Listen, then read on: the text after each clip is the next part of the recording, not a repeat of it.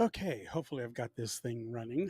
Um, hey everyone, I know it's been a hot 10 minutes or so since I've been on here as a live um, broadcast, but starting this month and starting with today, I will actually be on Monday through Friday. So we're starting on October 1st. I'm only going to make this one a short one, maybe about 30 minutes long today. But going forward, I'll be broadcasting from 12 noon to 2 p.m. Monday through Friday, telling you what's up on Rote, what we've got planned, what we've got going ahead, and also talking about political issues that affect our community, both the author and writers community, as well as in the general queer space of mainstream media and such. So we will be having those kinds of discussions too. Hopefully, you can join me for those.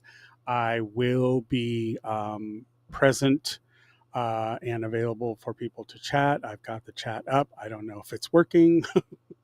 Now, I'm still new to this, even though I am a tech person. I don't do a lot of live streaming. This is all new to me, so I'm getting my bearings, so to speak. Um, so let me tell you what's coming up on Road. We have changed our setup for our YouTube membership. It is now 99 cents only. So one level, 99 cents. So if you can throw a buck our way every month, that would greatly help us keep the lights on, keep things running. And for that, we will give you full watch along access to both the television series episodes, to the TV series we're watching, and all of the movies. Now, I've got a ton of them that are backlogged because I have to tell you, backlogged, I'm sorry. I have to tell you, it takes hours to get these things edited. And I came up with a way that I can actually do the YouTube versions in a briefer amount of time. But all in all, it takes like, anywhere from 3 to 8 hours to get one of these things edited. Then you get it uploaded and you have to cross your fingers and hope for the fucking best that you're going to be able to have it accepted.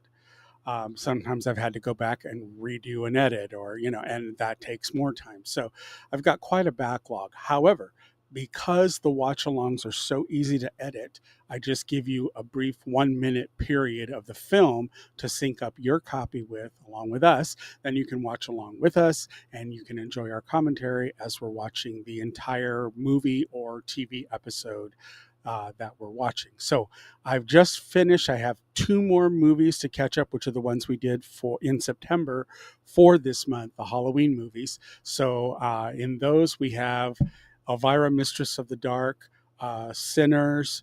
I'm trying to remember what the other two are. I'll have to see if I can bring them up real quick. Um, but we've got some good ones. Okay, Sinners, Elvira, Mistress of the Dark, Cursed, which is a werewolf movie. It's the one with Christina Ricci and Joshua Jackson, and Ganymede, which is a newish queer movie that actually Albert and I were quite impressed with. Neither he or I had ever seen it or even heard of it before I found it on one of the streaming platforms. And so we watched it and we were highly impressed as an indie horror queer film. It's pretty damn good, pretty amazing. So we've got those movies coming up for this month. We also have The Devil's Advocate, which we did in the previous month in August. So we're going to have those available for our Halloween movies, and the full watch alongs will be up there along with everything else. So I'm in the process even now as I'm doing this. My machine is uploading these videos and setting them up in the YouTube membership. So if you can help us keep everything running by donating 99 cents a month, we would greatly appreciate it. It will go to just keeping things running, paying for servers, paying for server space and hard drive space and upgrading our software and all that kind of stuff. So all of it helps, and we greatly appreciate it, especially in these divisive times where our voices are being trampled. We at Rote are here to promote queer content creators for our community and our allies, and it is a mission that Vance and I and Albert take very, very seriously. And one of the things that we're trying to get people to understand is that our main thrust, the reactions are fun and all, but they don't really do much for us in the way of monetization to help us keep things going and to expand what we want to do with the channel. But we've been doing this for 10 years. The first 7 were audio only, and I'm now working on getting, since I'm able to push all these movies out and series out as watch alongs, it's going to go really fast. So those will all be up. And then I'm going to go back to the historical archives of all of our audio stuff and put up, because I guess there's this new thing that we can do with the AI within YouTube now that will actually create B-roll for the conversations that go. So you don't just have to look at a picture when it's an audio version of a podcast. So I'll be playing with that to see what I can do with that. But we have literally 7 years of weekly episodes. So, we're well past, I think we're now approaching our 1,000 episode mark. So we've been doing this weekly every week for 10 years, since April 15th, 2014. So we are well on our way to, heading into our double digit years of producing this show. But at the very core of it is that we're trying to just make sure we become a repository for all of these queer content creators, be they writers, musicians, screenwriters, actors. I'm trying to think of all the things we've had on our show, painters, sculptors. So we've had literally any medium of queer content creation. We've tried to highlight it, and we open it up to anybody who is a queer content creator. So if you've got something you've created, something that you have a release date coming up, something you'd like to promote that is pertinent to our community and to our allies, then definitely go to our booking scheduler at ropepodcast.com/booking. And there's a place where you can pick out your date for your episode. We don't charge you for any of this. This is all a service to our community, and we welcome the input from all of you out there who have been watching us, have been giving us your time and your devotion. We highly appreciate it, and I know all of the content creators also are very appreciative of you giving a bit of your invaluable time to us to help highlight and promote these queer content creators. Like I said, our goal is to be a repository of this wealth of our culture that we're trying to capture here, to ensure that it's there for people who may not be even in countries where it's easy for them to access this stuff, but we're actually trying to make them aware that these people do exist, their works do exist. So if you're looking for the next speech read, if you're looking for the next media thing to consume, we're trying to be that for the community, and we've been doing it since 2014. All right. All of that aside, so going forward, I have 2 tracks that I kind of want to do. I also have another channel called Queersay. That's QWHEARSAY, hearsay with a QW in front of it. And that is my channel where I can just kind of go off on anything that I want to do. And over there, I'm going to actually be doing like queer true crime kind of things, not necessarily a podcast, but more of a watch along and react to queer true crime cases and discuss what I feel about them, how I think that they can affect my works as a writer. All of my works are up here, so you can see some of the stuff I've already done. But my whole goal is to try and become more of a voice, more of a presence. Just to give you a little background, I'll tell you a little story about myself. When I was a teenager in junior high school, I went to, actually for most of my schooling in my elementary and junior high years, I went in what was called year-round schooling. So basically how it worked was you went for 45 days in school, and then you're off for 15 days. It was a 45-15 kind of split. But you went all year long. So even during the summer, you still did the 45-15. What that meant was you had many breaks over the years. And so about the time you got bored being a kid that was out for the summer, and then by the time you get into August, you're kind of getting to the point where you almost kind of look forward to school because it gives you your chance to be around your friends all the time. And not saying you want to be at school, but you get my meaning. Um, but this provided a way for us to have breaks. So my family was able to take 2 week vacations, to places in the off seasons where there was hardly anyone around. And it was a wonderful experience. Plus the fact that you didn't lose as much between the long break that you have, like in summer vacation, where it was 3 months period of time. And there really is no reason for us to run our schooling this way. Um, Studies showed at the time that more of the kids retained the information that they were being taught because we were in for only 45 days. That's a month and a half. You're in for a month and a half, you're off for 2 weeks. You're in for a month and a half, and you're off for 2 weeks. So it was a really cool setup. And as I got to the eighth grade, we were at a point where there was some big discussion of whether or not it was going to continue. And I actually went to the school board and fought for it on behalf of the students. I felt very strongly about it. So I've always been willing to get in the grill, in the thick of it. I tend to lean into difficult conversations.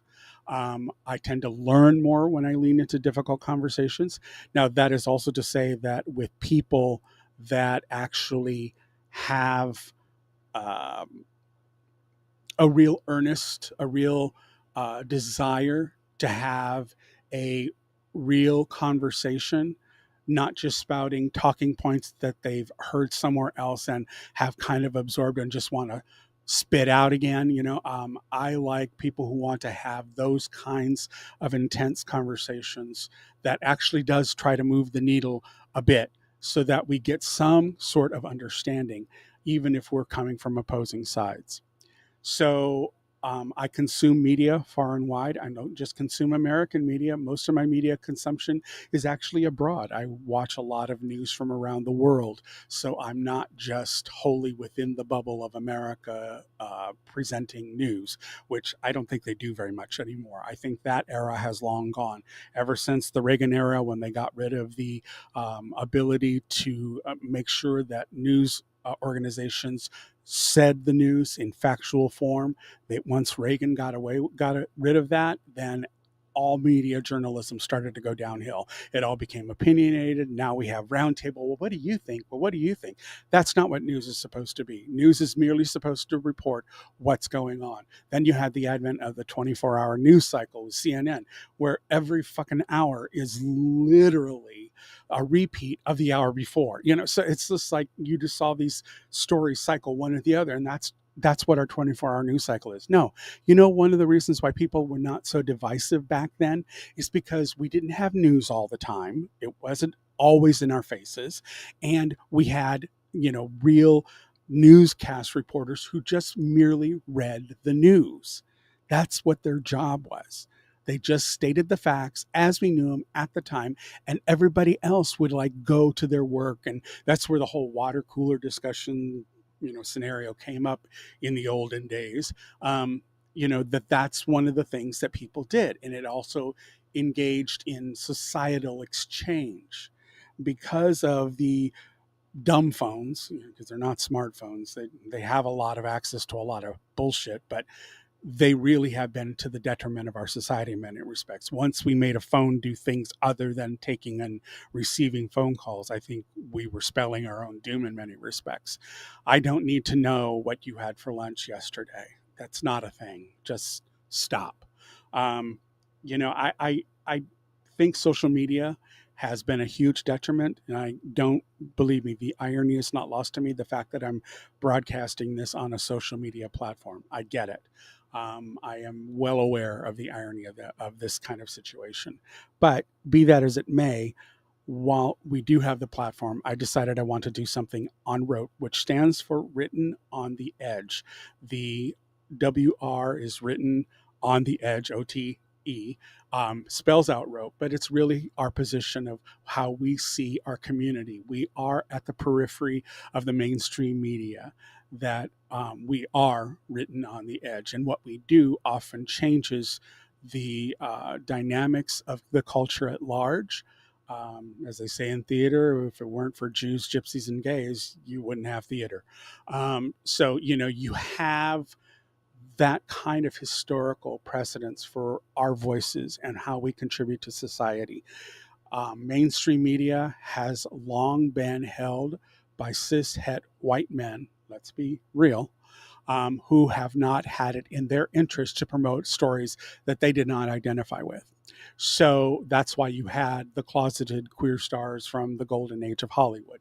That's why you had all of these scandals that went on, because it was just ridiculous to have these high bars set and nobody was really living by them. I mean, there was that period in the 50s, where, as my husband likes to agree, the decade of utter dullness, that where they tried to embody all of that stuff, and then it all fell apart in the 60s, which is why you had the hippie movement and the anti-war movement. You had the war going on in Vietnam. Nobody really wanted to be there. I had an uncle, my godfather, who was served in the Vietnam War. I still think, I admire him for doing that. I don't know how he got through it, but I fully respect that he did do it. And I may not agree with the war uh, military complex as being having to be a thing. I wish we were past that as a society, but that doesn't seem to be in the cards as of late, especially with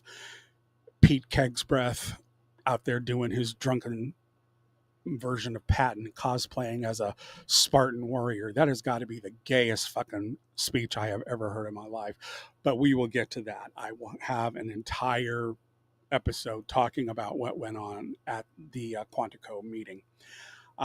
So I do want to do some political stuff here. We will be talking. I like to call myself a pragmatic progressive, which means I am for progressive ideals. I stand with those people that have those ideals. I stand with the youth who have those ideals. Believe me, I still carry them from when I was a kid. And you should take that to heart, children out there. You should take that to heart, because it proves the needle doesn't move very much, even as long as I've been on the planet. I'm now entering my 6th decade on this planet. I'm a very old cat in the neighborhood. I have seen a lot. I have experienced a lot. And what I want to impart here is not so much an influence as it is a dialogue where I explain to you where I'm coming from, what my experiences have been, what I've observed, either for myself or through those that are around me that are close to me. I want to demonstrate to you how I put things together, help reason out some things the way that I think that I see them. Because one of the things I write about in all of my works is I write about perceptions, and perceptions govern everything that we do, yet we give them very little due. Um, and that's one of the things I want to focus on in this whole Monday through Friday from 12 to 2. Maybe it'll be 11 to 1. I'm not so sure. I'm kind of on the fence about that, because I do reactions with Albert in the afternoons on Thursdays. So that might run into that. So I may have to adjust and go 11 to 1. But for now, we'll say 12 to 2. It's a 2-hour window. Um, but I will be covering political stuff from the queer standpoint. I will be looking at true crime stuff over on Queer Say. Definitely go check that out. Sign up. I have a few episodes up there already.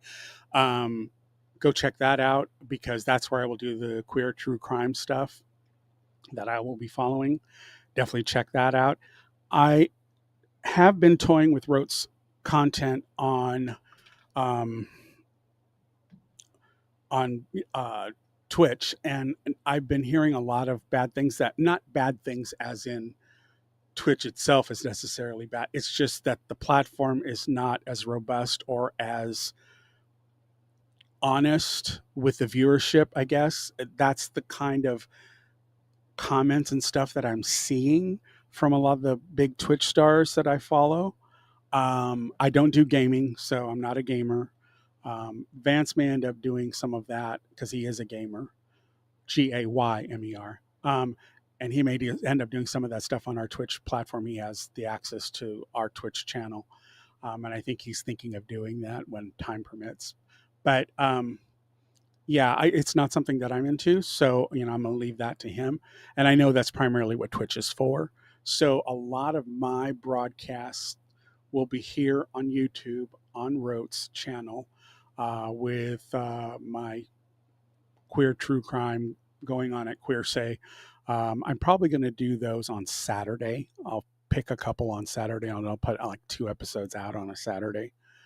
Um, and then our reactions, I film every Thursday with Albert, and the watch alongs will now go up literally the day that we do the reaction. So if you subscribe to our membership on our channel for 99 cents a month, you will get access to the watch along that you can turn on your copy of it and watch it right along with us and get to hear our commentary throughout the whole thing.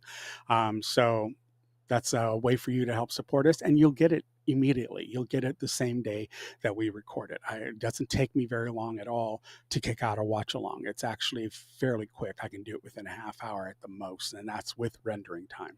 So, all of that to say, you know, definitely try and make it here. I would love to have conversations about this stuff. I hope that everybody keeps it respectable. I don't encourage bullying of any kind, and nor do I condone it, or nor will I tolerate it. This is and always will be a safe space for queer people predominantly. If you are a cis het person of any persuasion, any color, any religion, whatever, and you come in here rapping on people and doing the whole Bible thumping thing, yeah, you're out. You're out. Don't even bother. Just move it along. Um, but I do want to foster a conversation. I do want to have the tougher talks. Um, as I said earlier, and I didn't finish the thought, that's something you're going to have to get used to, by the way. I hit tangents and I'm like a crow with a shiny object. Ooh, shiny. And I go taking off that way. So you're going to have to put up with that. But one, because I don't want to do it as a scripted thing. Yeah, I really want to be in the moment with you. So my whole thrust with this is that I want to have this kind of dialogue. I want to have some presentation and some response from us here at Rote, which will be predominantly my opinion, but at times Vance may join me and maybe Albert will. And I may have a few others in my little cadre that we can do kind of um, a couple of voices from within the Rote family, maybe authors that we've had on the show before. I'll have them on and we will view something together and talk about it. So that's another thing that we're bringing to Rote this time around, starting now in October. So I will see you tomorrow. This will end this broadcast for now. I will see you tomorrow at, I'm going to say 12 noon. Actually, no, tomorrow I'm going to have to do 11 because I've got something to do at 2. So 11 to 1 tomorrow, Pacific time. And I will be online and I will be talking about the disastrous Quantico Pete Keg's breath with a K, because God knows that fucker's drunk 90% of the time. What a asswipe of a human being that man is. And then I will, probably look at a couple of the other things. I have some thoughts on the Charlie Kirk situation. So I've been really watching and observing and really absorbing. I've watched a lot of gun experts and gun channels about how they see what happened with Charlie. It's been very illuminating, very fascinating. It's not something I'm into, but I figure if a gun was involved, best to go to the people who fire these things. They're going to know what flies and what doesn't. So, I like I said, I consume far and wide. I consume Black queer media because I want to know what my Black queer brothers and sisters are up against, what they're dealing with. I want to know what's at stake for my community. I watch Dear Straight People. That is a great one. That is a bunch of Gaysians that are out there just talking the talk and walking the walk. And I love everything that they do. So just realize I do watch a lot of broad media from many content creators. I try to be as wide with my net as possible because only then can I actually make informed decisions? Only then can I address my perceptions of things. And we will get into the discussion of perceptions because, like I said, it's what I write about. It's literally the work I do. So we'll have a discussion about that, and I will give you my 2 cents on how I approach it, how I use it in my stories, and how I know that it works in life, and how I've seen people be deceived by their perceptions. Mega much. So that's it for now.